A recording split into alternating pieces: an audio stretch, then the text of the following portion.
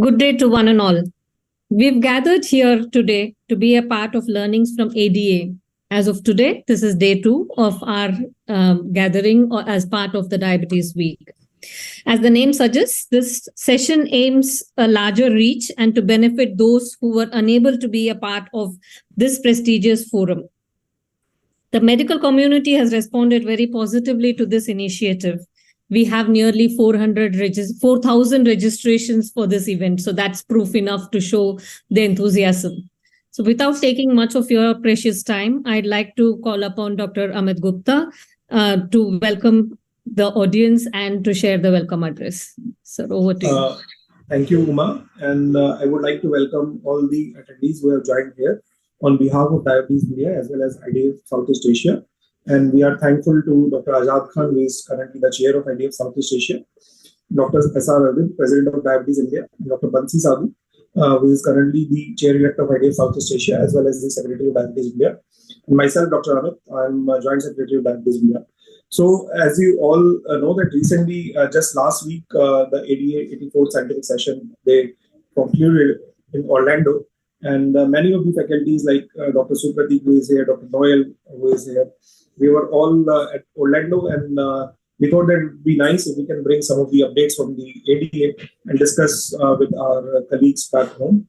So this is a part of that series, and this Diabetes Week started yesterday, and it is going to continue for another week, and where we are going to take different topics every week and learn from the experts who themselves attended the ADA, and they themselves were either speaker or attending the meeting in a big way.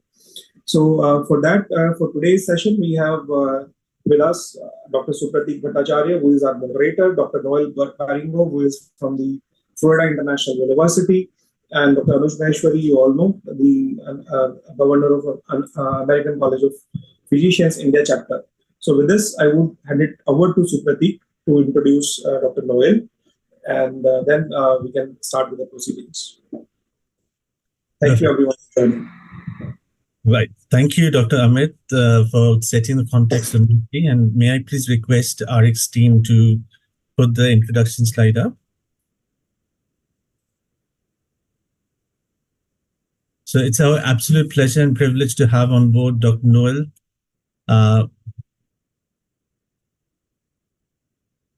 Yes, so he has received his academic training. I think that is there a technical glitch from the RX events team?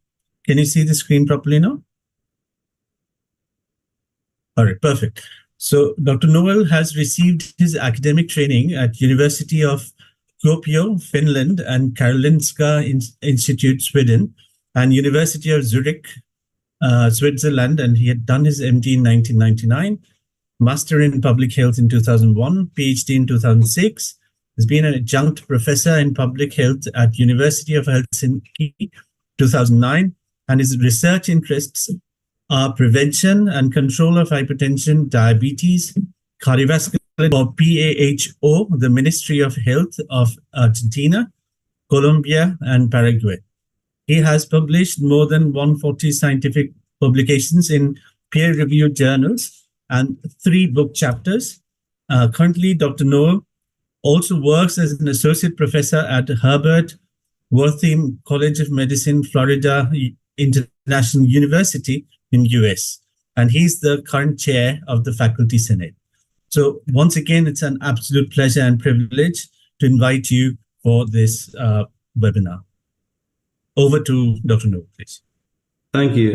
Good morning from Miami, or good evening to you. Let me share with you my representation. I first of all would like to congratulate Diabetes India for this really amazing initiative, having these updates. I think it's a great example how what your delegates who managed to participate at the ADA meeting, how you transfer the knowledge to thousands of health professionals in your country. I think I haven't seen that anywhere else. So I really congratulate this initiative because it needs a lot of logistics. But I know that India, you're high tech and you know exactly, do the things really, really well. So congratulations, everybody, and thank you so much for being invited today. I also know that you have an important game in 1 hour and where you take on South Africa. So let's try to be in time that everybody can join the hopeful victory of India later today. So I'm gonna explain you, I give you an update on exercise and diabetes and the lessons I've learned, like at the ADA meeting this year, as I'm work a lot in physical activity and exercise. So these are the meetings I joined or the sessions I joined. I think there are many excellent talks, and I'm going to focus mainly on the two most important talks that I participated. So just go a little bit back to Hippocrates, many thousands of years ago. He said that if you could give every individual the right amount of nourishment and exercise, not too little and not too much, we'd have the safest way to health. So now the problem is how much is too little and how much not too much. So I think this is what we are trying to find out usually when we do physical activity research. So I'm going to divide my talk into three parts. So first, briefly, the effect of physical activity and glycemic control on cardiovascular outcomes in diabetes patients in general. Then the lessons learned from the ADA 84 scientific sessions, and then how much I think this may impact the physical activity recommendations for your patients with diabetes. So the first part, I'd like to give you a brief overview for those who may be not too familiar with exercise physiology or how physical activity improves health, on how physical activity impacts the different parts of our body. And we know, for instance, exercise has an impact on the fat cells. It improves insulin sensitivity, decrease inflammation and fat mass. In the muscle, it increases glucose uptake, glucose and fatty acid oxidations, and insulin sensitivity. It has an impact on the liver by increase the insulin sensitivity, decrease hepatic glucose production, and triglyceride accumulation. It also has an impact on the circulatory system, in blood glucose, HbA1c, serum triglycerides, and free fatty acids, as well as decreased blood pressure. And another probably most important impacts is on the pancreas. It decreased glucagon production and increase insulin secretion and beta cell mass. So we see that some people sometimes think that exercise works through changes in weight, but it's far more than that. So the most important thing is impact 5 organs. And as we all understand about diabetes, it's probably pretty easy to understand how the benefit of exercise in patients with diabetes. So what are the lessons learned from the ADA 84th scientific sessions, at least as far as I'm concerned? Here we have 3 happy delegates of the ADA meeting. You may recognize some of them. So I wanted to know, the most important message ever is like, what's the time course of exercise effects? Time exercise with meals. So is it beneficial having exercise right after meals or maybe before meals? Then some time-specific exercise. And then what are the effects of persistence training on diabetes outcome in general? We know from a previous study about 10 years ago that how a 7-day physical activity program consisting of 45 minutes of physical activity may impact glucose levels during the week. So we know that postprandial glucose level are decreased if we practice regular physical activity. And this has been shown successfully by previous studies. So we know that actually if you're regularly active, that it has an impact on postprandial glucose. And this is what they like to achieve, not only in diabetes patients, but also patients or persons with prediabetes, with impaired glucose tolerance or impaired fasting glucose. So,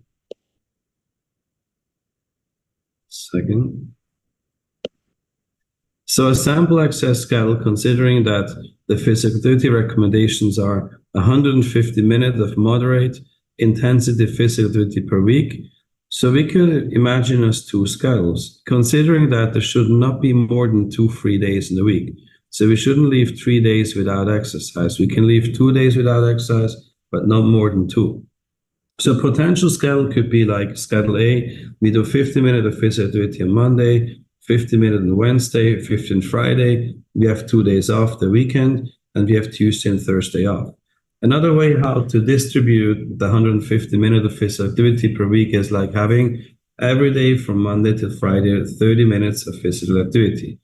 This basically is what a lot of guidelines basically suggested, how to distribute the physical activity minutes per week. And it basically works. I mean, we would reach the 150 minutes of physical activity. Now, however, if you have a look what happens, glucose post-meal exercise effect, and you're going to see it's transient. So this study basically compared in a study of 45 minutes of moderate intensity exercise after breakfast, so the impact on postprandial glucose levels. We could see that 45 minutes of moderate intensity exercise after breakfast had an impact on the post-breakfast postprandial levels. It significantly decreased the postprandial level of breakfast. However, later on, if you had lunch and measured the levels after lunch, we saw the impact of the breakfast 45-minute postprandial exercise did not have an impact on lunch. So it had an impact directly on the meal that we consume, but not on long term. So it vanished the effect. And this is probably also in the insulin production. We can see that after lunch, no more effect. So protects the right after the latest meal you have been eaten. And probably it's easy to understand considering how exercise works in the different ways in our body. So a study tried then to evaluate in older adults, older than 6 years of age, 10 participants with BMI of below 35 and impaired fasting glucose. They had them going through 3 randomly ordered exercise protocols spaced 4 weeks apart.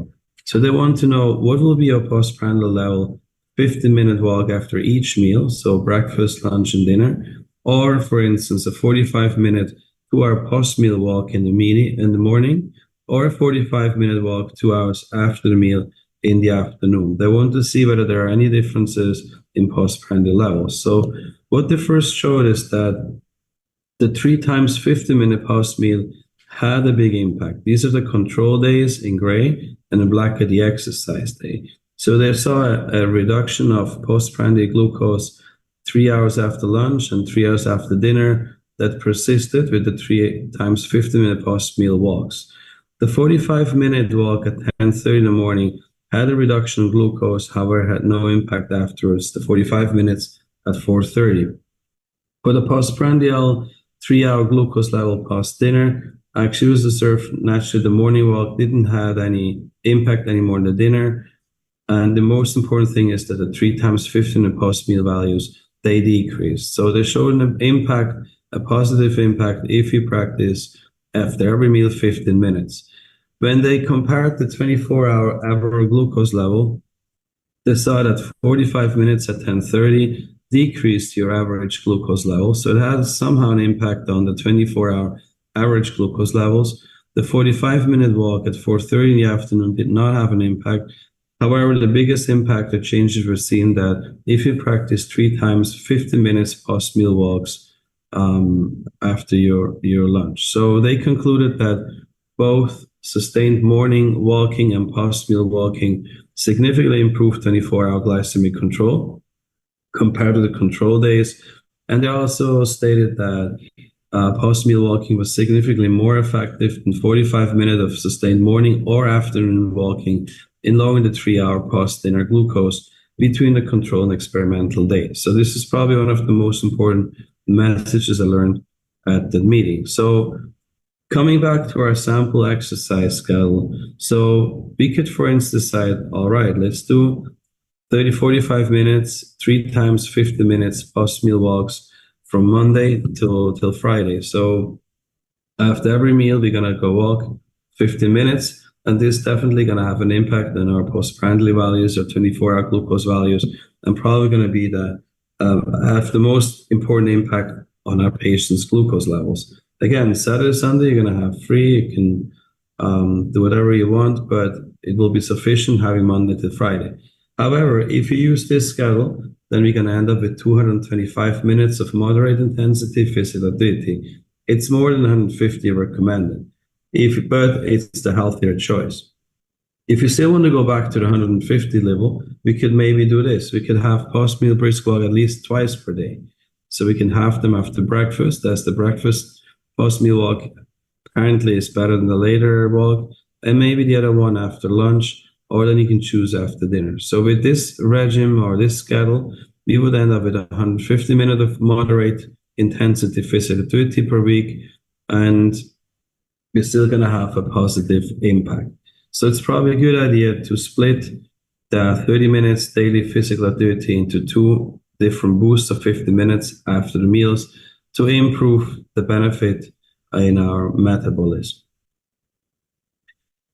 It was also presented whether what's better, morning versus evening training in general. And there was a study by Sean about 4 years ago presented that the screened 47 people, included in the end like 40 people that were randomly allocated to a morning physical activity or exercise intervention group and an afternoon exercise intervention group. No patients withdrawn, they all finished and they're included in the analysis. And what they basically showed, as you can see on the right side on the panel, actually there were no differences observed. So morning versus evening exercise were not associated with glycemic benefits or alterations in circadian rhythm when performed 3 times per week. So they concluded that it doesn't really matter if you do morning versus evening exercise, because there has been a lot of studies trying to associate, but it matters at what time of day you practice physical activity. So the summary of their talk was that the time course of exercise effects that with sufficient duration intensity, you have acute and persistent effects, increased skeletal muscle insulin sensitivity. With time exercise with meals, even shorter durations and moderate intensity transiently blunts glucose excursions. So they recommended after every meal 50 minutes of moderate intensity physical activity. And also in regard to time-specific exercise training, both are effective, morning and evening training. There's not much evidence for the morning is better or evening is better. So whenever you have the time to practice physical activity, if you don't want to do 50 minutes post-meal walks, you can choose morning and evening, whatever fits better into your schedule. What about resistance training? So how much does resistance training reduce HbA1c? Because remember, not everybody maybe is able to aerobic training. Sometimes resistance training is a better choice. So we would like to know the independent effect of resistance trainings. There are 2 large systematic review and meta-analysis that dedicated themselves to establish, to analyze, investigate the matters. And the meta-analysis basically of randomized control trials showed that HbA1c on average reduced by about 0.4% by resistance training alone. Greater reductions were observed with higher baseline HbA1c with intensity of about 70 to 80% of, so it's between moderate and high intensity, if the durations of the program is at least 12 to 16 weeks. So for longer durations, more impact, and for frequency 2 to 3 times per week of resistance or strength exercise. Also, the optimal doses or frequency was like 3 sets per exercise, 8 to 10 repetitions, which is, if I remember right, more or less the common standard in most gyms that do resistance trainings. So higher strength gains were also associated with higher HbA1c reductions. A recent study that was conducted by Wayne, published this year, they showed the impact of resistance training combining aerobic exercise. So what this figure shows you is the impact of moderate intensity physical activity, which you have here in the bottom of the line. So we have 0 minutes of moderate intensity physical activity, 1 till 50 minutes. And here we start having the recommended level of physical activity. And the different dots are for different regimen or schedules of muscle strengthening activities or resistance training. So this is aerobic training combined with resistance training. And they showed actually impact that if you get up to 150 minutes and add resistance training, you have the largest decrease with about 150 minutes of moderate intensity physical activity combined with at least once per week of resistance training.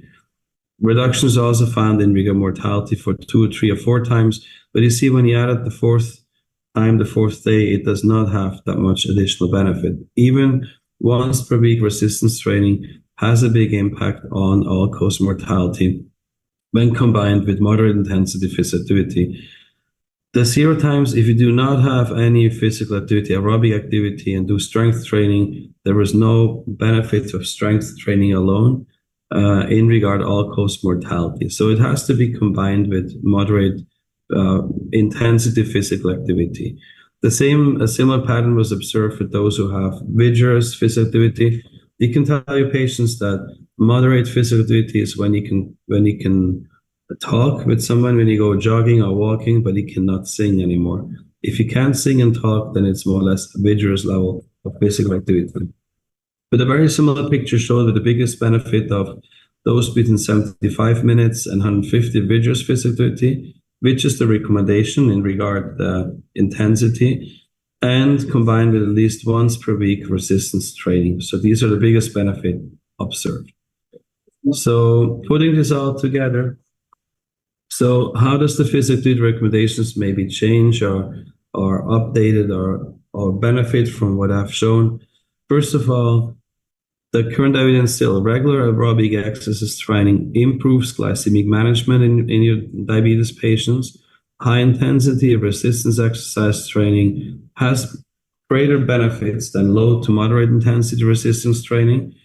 Important thing is that resistance training at least once per week further improves your diabetes related outcomes in long term. So I think that's important to your patients to tell them combine aerobic with resistance training. We know also greater energy expenditure post-prandial reduced glucose levels, regardless of the exercise intensity type. 15-minute post-meal walks blunts glucose excursion. So my advice to your patients would be that try to divide the 45 minutes of 15-minute boost like after the meals. That will have probably a bigger impact on postprandial glucose. Small dose, and this is in line with the small doses of physiotherapy through the day. It breaks up sitting modestly and attenuates postprandial glucose and insulin levels. For reductions in visceral fats in patients type 2 diabetes, you need a moderately high volume of exercise, and this you definitely need to practice every day of the week in order to have change in visceral fats, which is a little bit more difficult to achieve. Then finally, that if patients type 2 diabetes using insulin secretagogues, they should probably supplement their activities with carbohydrate or reduce insulin, as you need to be careful to prevent hypoglycemia during and after exercise. Also, in bariatric surgery, it has been shown that an exercise program before bariatric surgery may enhance surgical outcomes and adds additional benefits for patients in regard maintaining weight after surgery. To finalize, I think the adaptation of physical exercise variables to the patient's clinical needs, disease-specific symptoms, also have a look at the personal preferences, time availability. I think these are very important factors to maintain a long-term compliance to the exercise program. And it also includes that you prescribe exercise to patients, and a lot of evidence-based programs, how you can do prescription of exercise to patients, and using the prescription practice and organizing your team to routinely advise every patient you have with prediabetes, diabetes, even people at risk to practice physical activity, going to have an important impact. So finally, more is better than less, but something is better than nothing. And this is the important thing in regard to physical activity. So I really thank you and everyone for this opportunity of talking to you, to so many people. This is a picture of our interest group. So at ADA, we have the Public Health and Epidemiology Interest Group. I'm the past chair. We have Dr. Gupta. He is the chair-elect. So in 2 years, take over the interest group. And if you'd like to join a great interest group, make sure it's ours. And if you'd like to know more about what I'm working, you have here my Facebook, my Instagram information, my Twitter, and I'm more than happy to provide more information if you contact me. Thank you so much for the opportunity, and I hope that this was useful. Fantastic talk, Dr. Noel, and again, congratulations to you and also Dr. Amit for the upcoming responsibilities that he is going to have from this interest group. I think we're going to do the question and answers at the end of the two talks, if that's okay with you. We have Professor Anuj Maheshwari joining us today, and I'd be introducing him for the next talk. And once we are done with both the talks, then we'll take up the question and answers. So He's a very close friend, my mentor, and he's presently the governor, ACP India chapter. But can we have the introduction slide on board from the RX events team, please? So once again, a pleasure and privilege to introduce Professor Dr. Anuj Maheshwari. He has been the past vice president of RSSDI, governor of the American College of Physicians India chapter. He is the professor in the Department of Medicine, Hind Institute of Medical Sciences, Lucknow. And he has been a PhD and DNB teacher and guide for the last 12 years. He has got 87 papers and more. It's counting, and in international and national journals, and 64 publications on diabetes, hypertension, and its complications in index journals. He has also received the R.J. Wegman Oration by the Indian Society of Hypertension in 2015. He has been awarded the B.C. Bansal Oration in Annual Conference in IIC in 2016, V.G. Nadgoda Lecture in RSSDI 2016, Professor P.R. Prasad Oration by RSSDI Jharkhand chapter, Dr. R.M. Shah Oration by RSSDI Gujarat in 2018. It's been invited for the Kurukwa Oration in ACP Japan chapter in 2019 at Kyoto University, and Sanofi Lectureship in Diabetes by Epicon 2020 at Agra. He is also the recipient of... Okay, so he has got many prestigious awards and orations to his name. And once again, it's an absolute honor to have you on board, sir. So over to you for the oration.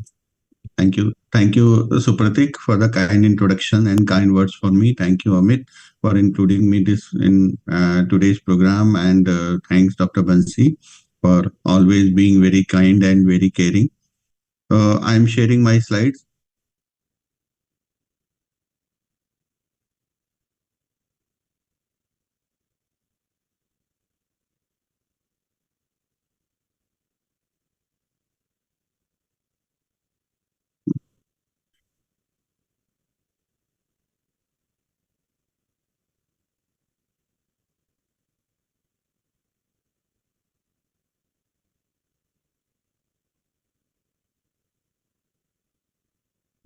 I think visible.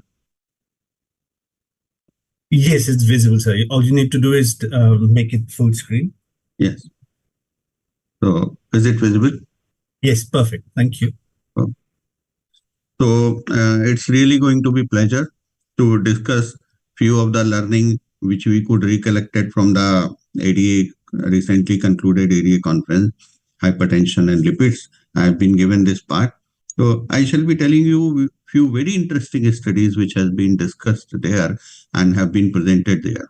We all know about that family history is one of the integral part of the diabetes, hypertension, and dyslipidemia. All the three diseases are associated together. They are arising out of the same soil, and most of the time they are also having the similar level of the similar kind of complications also. So what exactly happens when we are talking about one disease, the remaining two diseases always come one by one or one after each other if they are not well managed. So there has been a very interesting study presented by the Japanese authors in which they screened about the 41,931 individuals about the family history and its impact on these three diseases. They have taken up the family history of the father, mother, sibling, and grandparents. And this cross-sectional study showed that odds ratio increased with the degree of positivity of the family history for all the three diseases. Means whatever the generations are more involved at the same time in family, 3 persons are diabetic, 4 persons are diabetic, means the chances of getting diabetes into the next generation and next relative would be much more higher. So a lot of idea we were already having, but they have given the quantified idea about this. Type 2 diabetes group with 3-generation positive family history was approximately 20 times larger than control with no family history. In the longitudinal study, The family history had a strong influence on the incidence of type 2 diabetes, hypertension, dyslipidemia, with the hazard ratio of 2.4 for type 2 diabetes. Means again, this was having the highest impact on the occurrence of type 2 diabetes. So when we always say that type 2 diabetes, hypertension, and dyslipidemia is arising out of the same soil. Hypertension is having 3 times more prevalence than diabetes. Dyslipidemia may be having the 4 to 5 times more prevalence than diabetes, but still the severity and adverse outcome are always associated more with the diabetes. Detailed family history is extremely useful for both quantitative screening for each disease and predicting their incidence, especially type 2 diabetes, for which a high risk is indicated in multiple generations with overlapping positivity for a particular disease. So let's discuss another very interesting disease which have been presented in ADA, in which they discuss about the remission of diabetes. We always say that these 3 diseases are always run together: diabetes, hypertension, and dyslipidemia. Do it really be ever seen that once the remission of the diabetes is occurring, the remission of the hypertension and dyslipidemia is itself occurring with the remission of the diabetes? So coexistence of these 3 diseases is well accepted, but do we find ever the similar trends in their remission also? 2,630 very robust data in the Japanese patient with diabetes, those who were having HbA1c more than 6.5. And remission, they have defined remission as HbA1c keeping less than 6.5 for at least 3 months or more, blood pressure keeping less than 130 at least 3 months or more, non-HDL cholesterol less than 150, and HDL cholesterol more than 40. If these 4 things are there, they told the patient as in the remission. Let's see what was the what they really observed in their study. Among the type 2 diabetes patients, they found that those who had the remission of the diabetes did not have the same level of the remission in hypertension and dyslipidemia. All those patients who have been in the remission with type 2 diabetes, only 26% achieved remission in hypertension, and only 26% achieved remission in dyslipidemia, and only 8% were there, those who could achieve the remission in both these diseases, hypertension and dyslipidemia. So BMI remission was the common factor in these kinds of the patient. People, those who could done their remission of the BMI, they have really did the wonderful remission in all the 3 diseases. So now we can understand obesity is playing the master role in all these 3 diseases and their progression, remission, and leading towards a complication. There has been another study which has observed about the obesity and compared its risk as a risk factor with the heritability. Heritability and obesity are strongly associated with these 3 diseases, what we call as diabetes, especially I'm talking about the type 2 diabetes, hypertension, and dyslipidemia. About 41,931 patients compared the effects of the family history on these 3 diseases with obesity on the prevalence of each of them. Odds ratios increased for all the 3 diseases as the number of family history positive cases increased and was most pronounced for those with type 2 diabetes. A family history of obesity and increased BMI were additively associated with the prevalence of 3 diseases compared to low BMI and no family history. For type 2 diabetes, the odds ratio increased sharply even in non-obese participants. I'm taking it specifically here. In non-obese participants, when the number of those with family history more than 3 as compared to those who were obese, when number of those with family history was 2. So family history was equally important tool for the determination of progression of the disease as well as how fast it will lead to the complication. Now we talk about much about the GLP-1 receptor agonist. And it is said that GLP-1 receptor agonist helps a lot in remission of diabetes. Does it really help in the remission of other two things which are associated with the diabetes or additive with the diabetes, like hypertension and dyslipidemia? GLP-1 receptor agonist helps in reducing risk of hypertension in animal model. This has been proven by determining cardiomyocyte size and cardiac fibrosis, which has been detected by the MT staining and collagen level detection, and highlighted the cardiovascular benefit. So it is not actually the indirect effect, just insulin resistance is going down, just diabetes is coming down, or patient is losing the weight and hypertension is controlled. This has been demonstrated even in animal model in the rats that GLP-1 receptor agonist is not only helping in reducing insulin resistance and weight, but also it is helping in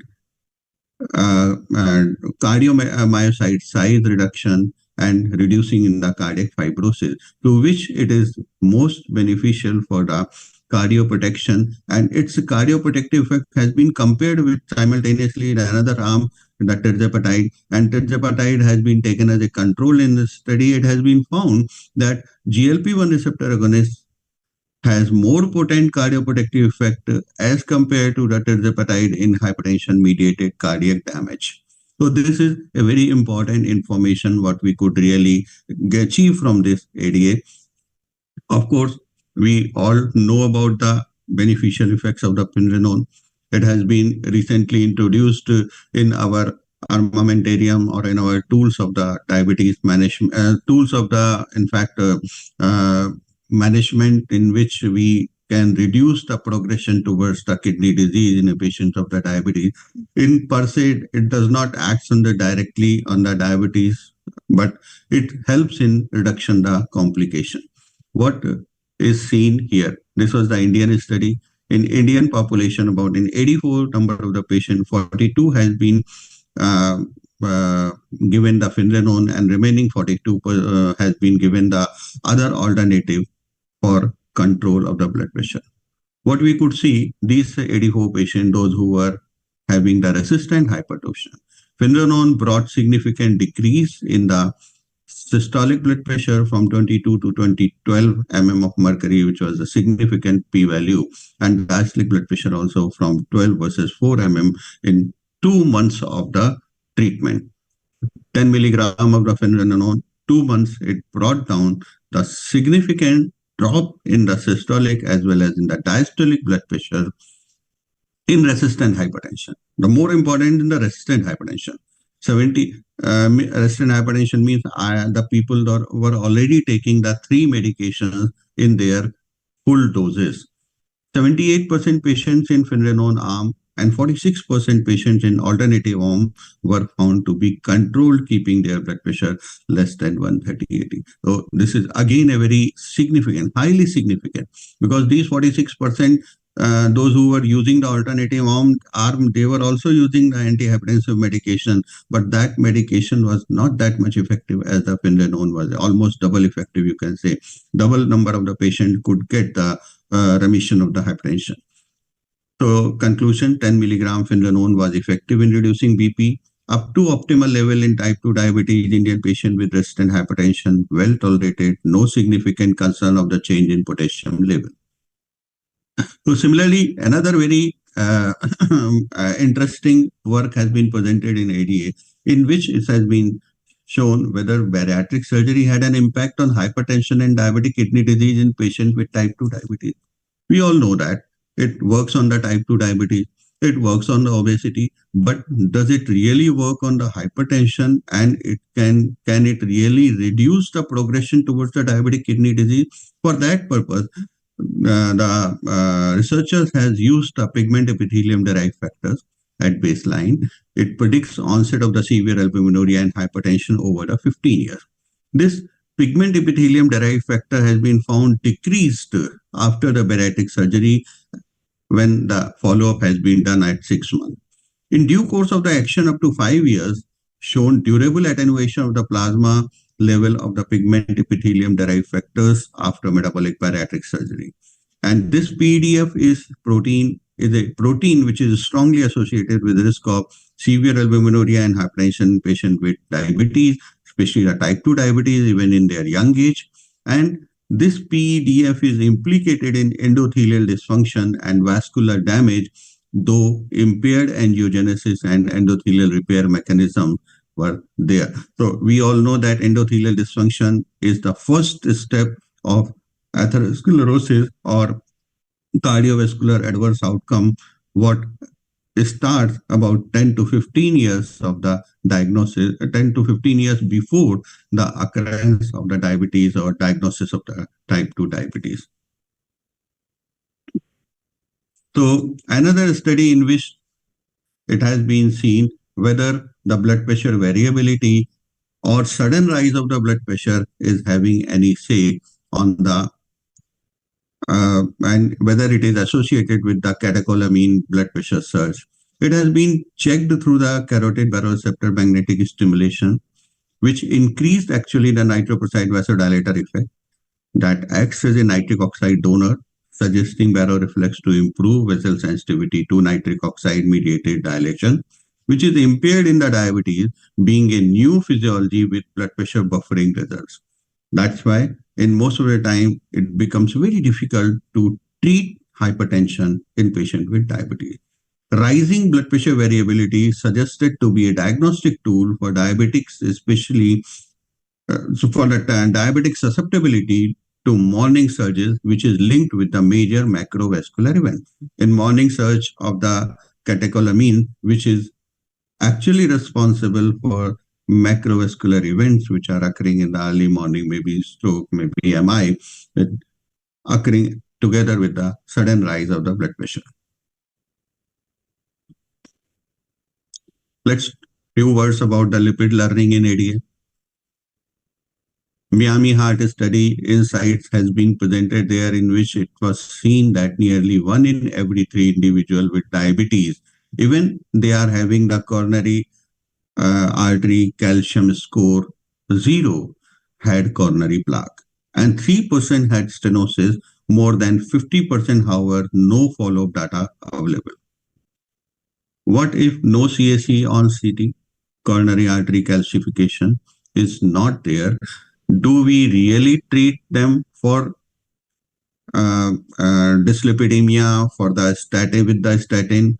Or if yes, then how long is the warranty period for the 0 CSE score if it is found to be safe towards the cardiovascular obstruction or adverse outcome? Potential for the plaque imaging with the CTA and helping with personalized cardiovascular risk assessment has been sought. And what we could really see here, the CSE score of 0. If a person, even if the person is having the diabetes duration less than 10 years, is still there more than 1, and we can see that time to coronary artery disease, although it is the least, but it is still working there towards the progression for the coronary heart disease, and cumulative coronary heart disease free survival is the maximum, but again, it is not completely safe. So even if the CSE is 0, we should treat the patient with the statin therapy in setting of the type 2 diabetes. Time to acute MI for patient with yearly change in calcium volume score, which is more than 50% or less than 50% according to the baseline calcium score. Now, question arises, what should we do for the screening for non-obstructive CAD while on treatment with statin? Already patient is taking the statin, there is no obstruction in the coronary artery disease. Do we really have some screening for them? Of course, we should do the CSE screening for them. We should look for the CTA plaque, and inflammation markers should be sought. Progression of the CSE was significantly greater in patient receiving statin who had MI compared with event-free subject despite similar LDL control. Continued expansion of the CSE may indicate failure of some patient to benefit from statin therapy and an increased risk of the having cardiovascular event. what we could see although this is a well-known fact and previous study which has been published already in the JAMA in December 2017, which was presented by some speaker, is showing that if the diabetes is there, the risk is the maximum for the coronary artery disease. CAC score is the highest in the setting of the diabetes, which is not even in the setting of the metabolic syndrome. And if it is no diabetes, no metabolic syndrome, the risk is the least. In diabetics, those who are having in diabetics patient, when they have been compared with the non-diabetes in each CAC category during a follow-up of 5 to 8.5 years, had higher all-cause mortality. So there are the evidence which says that presence of coronary artery calcium from the imaging modality, the most evidence present extensive CAC deposits in majority of the diabetes patient. 25 to 39% of the diabetes had no CAC independent of the duration of diabetes. More presence of the CAC adds incremental prognostic information to traditional risk factors. Higher CAC, worse prognosis, no or low CAC having the comparatively better prognosis. In such setting, more than 2% event rate in the diabetic patient with CAC ranging between 0 to 10, similar to the non-diabetics.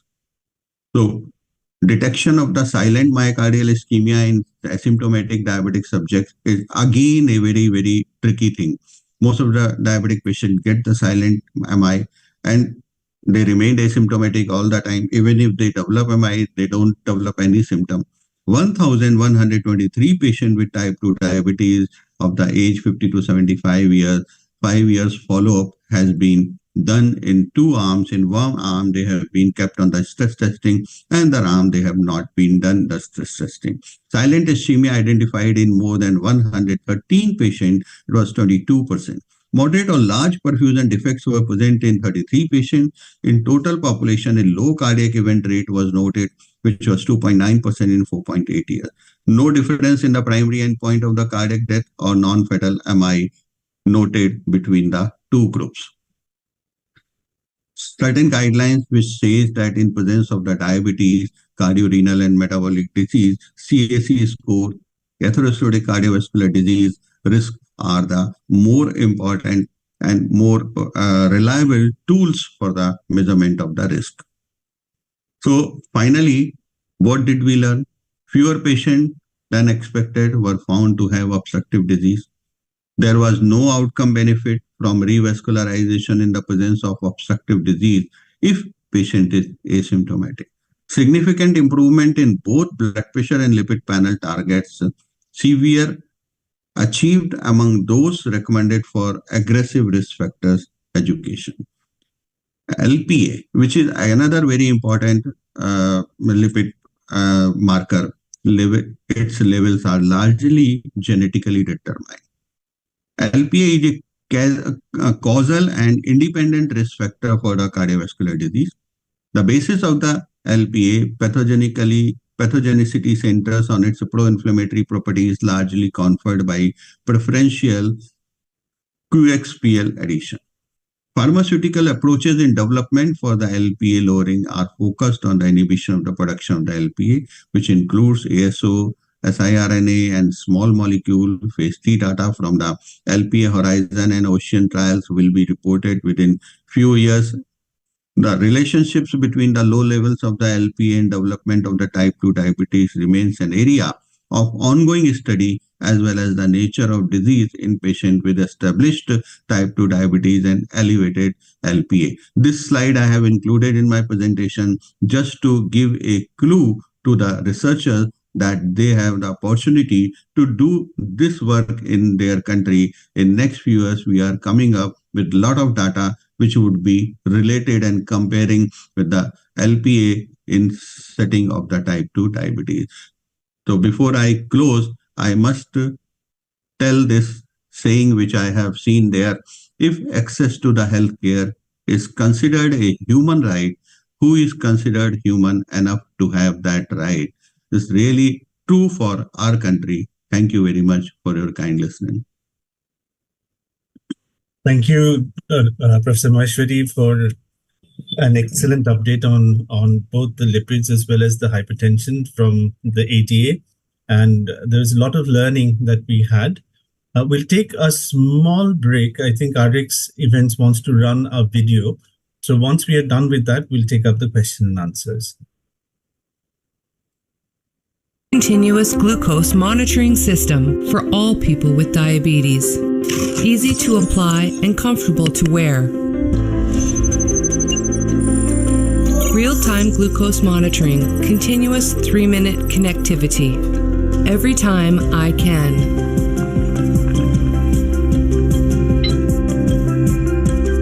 Forget about the unawareness of hypo and hyperglycemia and pain of finger pricks.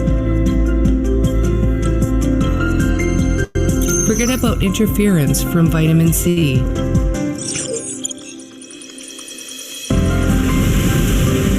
Forget about worries about water when you're bathing or even surfing. iCan is water resistant to 8 feet for 2 hours. iCan has a 15-day wear life. With iCan CGM app, you can check your blood glucose anytime and anywhere. With iCan Reach app, you can share your data with loved ones. iCan makes managing diabetes easier so that you can enjoy activities of daily living effortlessly. Set your own alerts for low and high glucose levels. No worries, even at bedtime.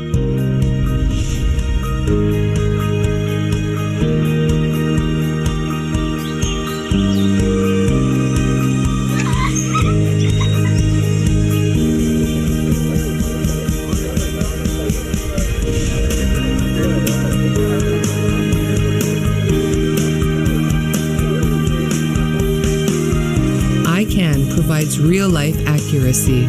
iCan empowers you with self-management. Your choice, iCan. SanoCare, caring for love. All right, thank you. And we are back. Do we have Dr. Noel on board? Perfect. So I would request the team to post all the questions that we have from the delegates attending the meeting on the chat box so that, both our speakers have a visibility of the questions. And while we do that, yes, Dr. Amit.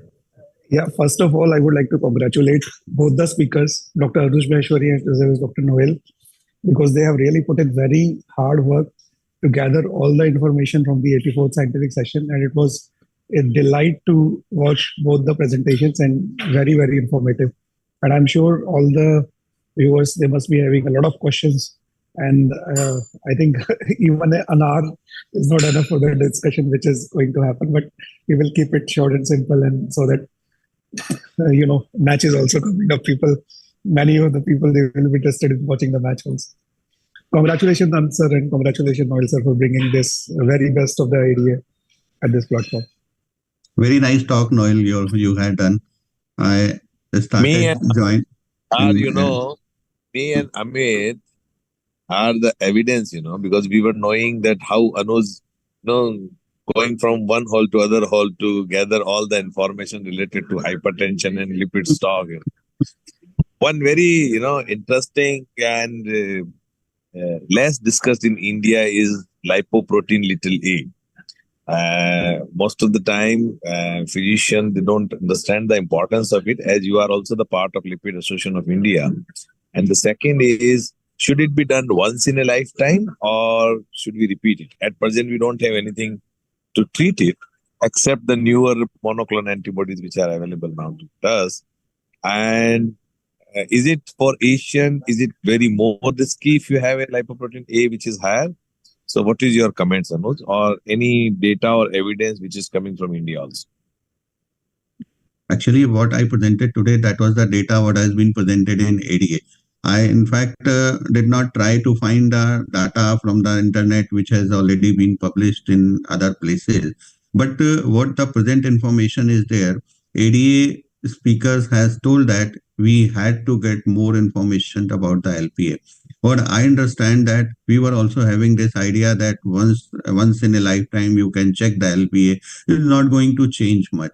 But now the current evidences which are coming on the small studies that they can be changed in their lifetime after doing control with the associated diseases, taking the treatment in the form of the present lipid lowering agent, because now we are having more lipid lowering agent apart from the statins. We are having we have PCSK9, we are having bempedoic acid, and a lot of data yet to be. In fact, two big trials, as I mentioned in my presentation, they are yet to be finished in next 2-3 years, and then we can be having more clarity about the LPA.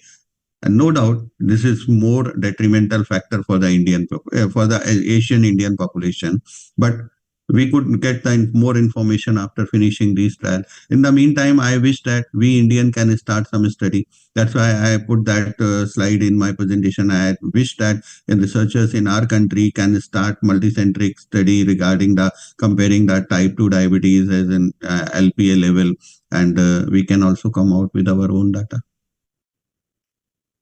Thank you, Dr. Anuj.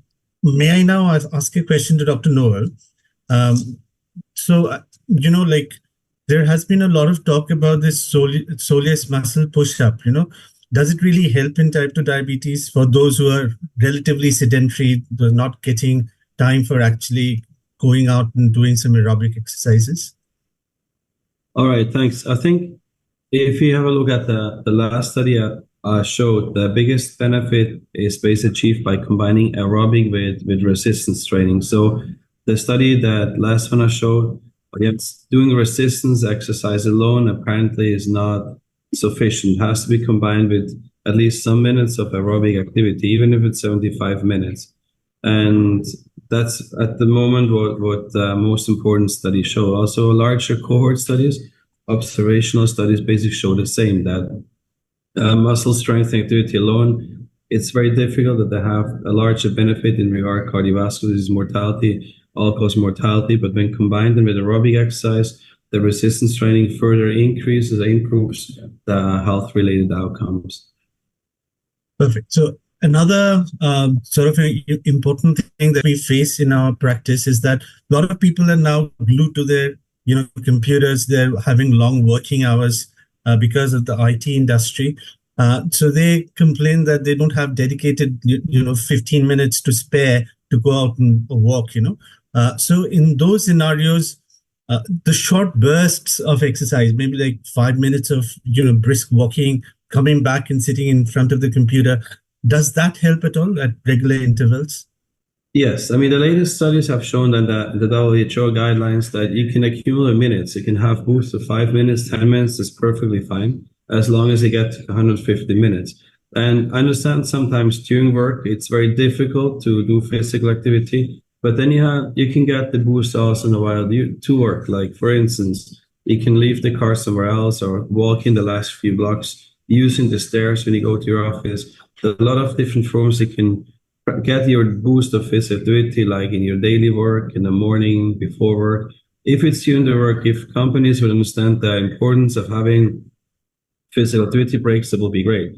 You can do a lot of exercise with your chair in your office. And through the American Public Health Association, we once run a lunchtime meeting, a half an hour, physical activity sessions for people at work. And I'm more than happy to share the video.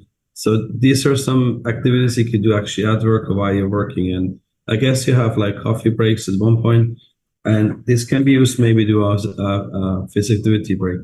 I think it's all about seeing how to fit in time. I think it's making the time and knowing how to do it. Perfect. So I'll come back to you in a minute. Dr. Amit wants to... Yeah, I just wanted to highlight one thing. If you, as we all know, that for the last couple of days, one of the paper is doing rounds in India. And it is about a Lancet study that talks about that some of the survey done in 2022. It says that more than 50% of the Indians, they are physically inactive. And the physical inactivity is even more in females than in males. So this again points out to a very huge burden of physically inactive people in our part of the world.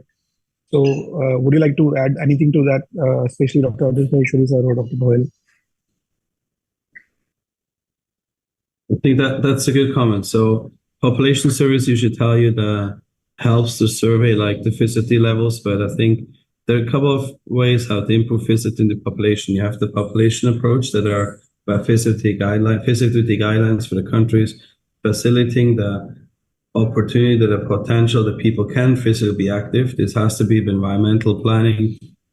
It also has to start very early at school, the earlier possible. I mean, I could talk about 3 hours about that. So just in brief, it needs the population approach, but also the high-risk approach within primary healthcare, within where you can work with your patients, assessing whether patients are physically active or not. And if not, working maybe the physical activity prescription, as patients like prescriptions. And there are enough models like that, physical prescription, they work. So I think we could have an own session probably on how to increase visit in India in near future. Well, I'll come back to you, Dr. Noel, and just in the meanwhile, Professor Maheshwari, I want to follow up with what Dr. Bansi had been talking about. So there is a residual risk that remains if you're targeting only the LDL and not addressing the non-HDL or the LPA. There's a residual risk that remains. And at the moment, we don't have, very definite treatment to address that residual risk. Now, we are having some interesting researches that are coming up. Maybe some novel agents are going to come up in future, which is going to address that. Meanwhile, what are we going to do that? So now should we start looking more into the non-HDL and not just the LDL, because there's no clinically proven, data suggesting that all the data that we have accumulated in terms of, cardiovascular risk reduction has been in terms of statins lowering the LDL. So what should be our, way forward? Should we be addressing the non-HDL and this LPA and the residual risk more often now, especially for a diabetic population? In fact, Supratik, we all know that even after giving the full treatment of the statin and maximum possible dose of the statin, still our patients carry some residual risk. And that residual risk is enough to cause any myocardial emergency or a stroke to them. So this risk always there, even if we are giving the statin. Obviously, statin reduces the risk, but it does not completely eliminate the risk. Same way, so what we really need to do, we actually right now also do the same thing, that patient should be kept on continuous surveillance.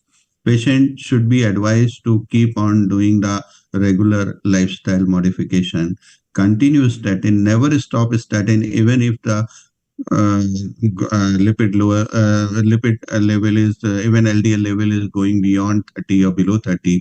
Many people try to stop the statin. Statin should not be stopped even in that condition. It should be always up titrated up to the maximum tolerance dose. So these things, these are the basic things what we can take in our preventive armamentarium. Then question arises, if there is an obstruction, if there is any obstructive disease, definitely there is no other way to remove that obstruction. We need to remove that obstruction either by CABG or by the angioplasty or whatever way. But nowadays, as I have already shown in one of my slides, many patients are presenting with the non-obstructive disease also. In those conditions, non-obstructive disease, LPA level is high, patient in the high risk zone, although non-HDL has been well maintained, you have corrected the hypertriglyceridemia, you have corrected the diabetes, you have kept your blood pressure also up to the level where it is desired. But you never know that when it will come back, when the surge will come and when the episodic hypertension may arise. So these are the gray areas which will always exist. Even if we get some sort of therapy for the LPA also in near future, even if we get some remedy for the LPA, still these gray areas will persist. After all, death also needs its way out. Somehow the person has to die. So there would be these gray areas which will be the mediator for the ultimate death of the person. Thank you, Dr. Maheshwari. I'll now go back to Dr. Noel again. Again, a practical question. So we know that, with the elderly population, there is always a concern with the knees, and they have problems doing exercises. And many of them do have, treadmills at home. So do you recommend that they should be walking on flat surface rather than using the treadmill, which is going to, affect the knees more? Or is it not a concern for them? It's just something that, they sort of presume that it's a concern, but it's not that a big concern for them. And second part of the question is that hydrotherapy, for those with knee issues, does it really help in terms of, the benefits that we had been talking about? Is it similar to the aerobic exercises? I think, yes, it matters, because if an older adult, even can be a younger adult, has like knee pains, it's serious and it usually restricts the patient's to physical activity. I mean, we know from our own experience, if you have pains, you usually don't do that practice, right? So, but there are other forms. I mean, usually if you have treadmill bicycles, it's usually, if it's supervised bicycle training, it usually doesn't impact that much your knee joints. And I mean, unless, depends on what knee problem you have, right? So there's probably certain forms of exercise you can do if you have knee problems or hip problems. But I like the second part of the question. Yes, exercise you do in the water. You can do swimming. Swimming is very healthy for your joints, but of course, you need to have the access to a pool where you can practice it. If you've ever tried hydro exercise, it gets aerobic. So it can do a lot of forms like water, aerobics, whatever. There are aerobic activities and aerobic. Of course, it has to be in safe conditions and supervised, but I think it's an excellent form. And that's the main point. We have to try the perfect form or type of physical activity for our patients that they're motivated and they like to do, and that's safe for them to do. And I think that's usually the challenge. It's not enough just telling them we go to walk for half an hour, but maybe they really hate walking, and let's find something they like to do. Like we had a study in northern Colombia, Barranquilla. So it's very humid outside. People don't go to walk. So what we tell them, they love to dance, and okay, dance for half an hour per day, and they loved it because everybody likes to dance. And if you do dancing, it's aerobic. I remember from Diabetes India in February that when we were dancing to the concert we had. Thank you, Dr. Noel. And Dr. Amit, do you have any other questions, or can we conclude? Yes, Supratik, we don't have any other question, and I think it was a fantastic session. So we can conclude now. I know Dr. Anuj is also traveling, and he has, despite his busy travel schedule, he has taken out time and prepared slides on such a short notice. Noel also just 4 days after the ADA. And big thank you from our side, and I think Dr. Amit is going to do the official Thanksgiving. Few words that this meeting, which we are doing under the banner of Diabetes India with the support of IDF, just to inform of the audience that we have this year our Diabetes India meeting at Ahmedabad in month of Feb. And we also have IDF Southeast Asia Congress along with RSSDA in month of November at Delhi. Just to inform all our audience, and this meeting we are doing every day with the learnings of ADA with all the experts who were there in ADA. So I'm thanking all the experts, Dr. Noel and Dr. Anuj for today's meeting, along with Dr. Supratik and Amit. With these words, I'm thanking, and now over to Supratik for final vote of thanks. Thank you. Right. Thank you, Dr. Bansi. You have been instrumental with Diabetes India, and you have a great team with Dr. Amit on board, and everybody in Diabetes India are very, very enthusiastic and regarding academics. And it's a welcome opportunity for all of us to be connected and to update everybody regarding all the recent updates that we had at ADA. And a big thank you to Dr. Noel and Professor Maheshwari, for joining us today with the latest updates. And they had worked so hard in this regard, and it's really appreciated. So once again, Dr. Purvi is on board as well. And the entire team of Diabetes India, a big congratulations to all of you. And those who had joined us as delegates, hope it had been useful for you. So once again, a big thank you and a good night from our side. Thank you. Thank you. Good night. Bye bye, everyone. Enjoy the game.